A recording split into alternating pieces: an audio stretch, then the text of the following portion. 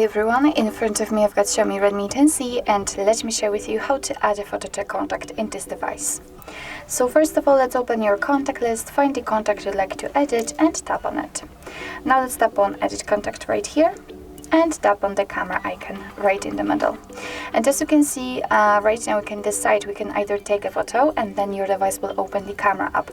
So this is the best option to choose if you've got the person right in front of you and if you're able to catch a photo of him or her. Or you can choose a photo from the gallery, and I will pick this option, so let me tap on it.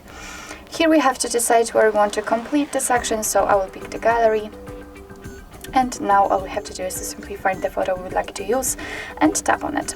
And as you can see, from this step we can adjust the size of this square, the position of it, and unfortunately we cannot zoom in or out the photo.